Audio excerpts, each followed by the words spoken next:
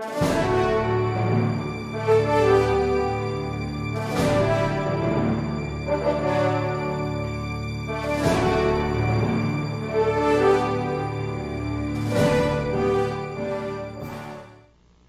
the impeachment trial of the Honorable Chief Justice of the Supreme Court, Renato C. Corona, is hereby called to order.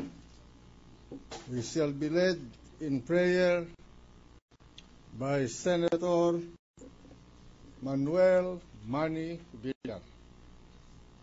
Almighty Father, in Psalm 58 you asked, "Do you rulers indeed speak justly? Do you judge uprightly among men?" Maraming salamat, Panginoon, sa inyong mga salita. Higit namin kailangan ito ngayon, habang ginagampanan ang aming mga tungkulin bilang hukom sa paglilitis na ito. Salamat, Panginoon, sa makasaysayang araw na itinakda ninyo upang tuldukan ang paglilitis na ito. Ito ang katapusan, ngunit ito rin ang simula. Simula ng panibagong gawain para sa inyong mga lingkod. Ano man ang hatol, tulungan ninyo makausad ang aming bansa na daladala ang bagong pag-asa na inyong ipinangako. Tulungan po ninyo kami sa aming tunay na gawain na matulungan ang mga walang trabaho, ang mga nagugutom, ang mga maralita, at ang mga nangangarap. Basbasan mo po kami na sa pag-unlad ng aming demokrasya ay ang pag-usad rin ng aming ekonomiya. Bahaginan mo po kami ng iyong karunungan at pangunawa. Ikaw ang magsilbing gabay at ilaw sa pagbuo ng aming desisyon. Mangibabaw nawa ang respeto sa bawat isa. Mangibabaw nawa ang paggalang. Mangibabaw nawa ang katarungan. At higit sa lahat, mangibabaw nawa ang tama. Pinapanalangin namin, O Diyos, na manaig ang mga testigong nagsasabi ng totoo, manaig ang mga testimonyang walang bahid ng kasinungalingan, at higit sa lahat, manaig ang katotohanan sa lahat ng ito. Give unto us the strength of discernment to choose what is right and honorable, as guided by our conscience and steered by your divine will. As you said, finally, consummatum est. To God be the glory. Amen. Amen. The Secretary will now please call the roll.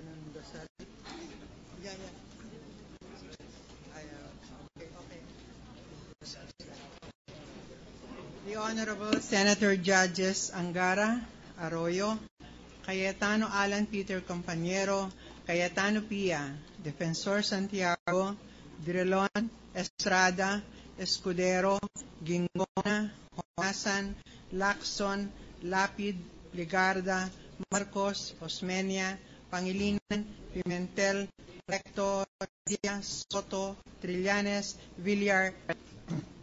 With 23 Senator Judges present, the presiding officer, the presence of a quorum. Majority.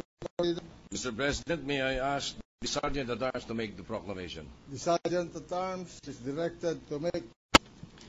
All persons are commanded to keep silent under pain of penalty while the Senate is sitting in trial on the articles of impeachment against Chief Justice Renato C. Corona. Majority floor leader. Mr. President, I move that we dispense with the reading of May 28, 2012 Journal of the Senate sitting as an impeachment approved. Is there any May 28, 2012 Journal of the Senate as an impeachment court is hereby approved.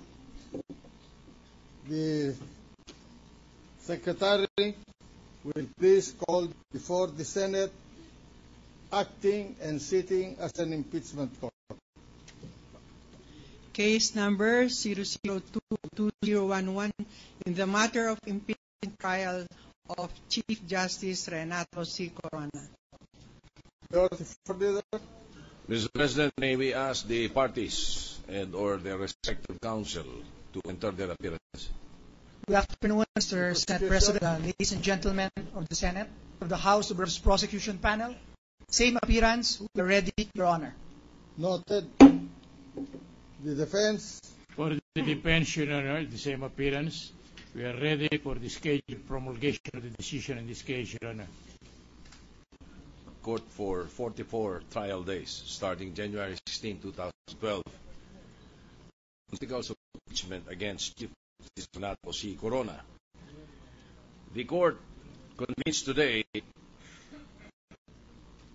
to conclude this trial by voting on the articles of impeachment. Mr. President, pursuant to Article 11, Section 3, Paragraphs 6 and 7, Rule 22 of the Rules of Procedure on Impeachment. We proceed. And the members of the court, the parties in this case, and the public that on March 12, 2012, this court ruled that no evidence from both the prosecution and the defense will be received and no verdict will be rendered on Articles 1, Roman numeral 1, Roman numeral 4, Roman numeral 5, Roman numeral 6, numeral 8. In accordance with that earlier ruling, the votes will only be taken on Articles Roman numeral 2, Roman numeral 3. Article 2. Respondent committed culpable violation of the Constitution and / or betrayed the public trust when he failed to disclose to the public his statement of assets, liabilities, and net worth as required under Section 17, Article 11 of the 1987 Constitution. The question is on the second article of impeachment. Senators, judges in this impeachment court, is the respondent Renato C. Corona, Chief Justice of the Supreme Court, guilty or not guilty? The clerk of court will now call the roll, and each senator shall have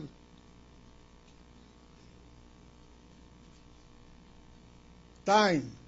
We will not limit the time. This is a historical event, and it is or her vote. Proceed.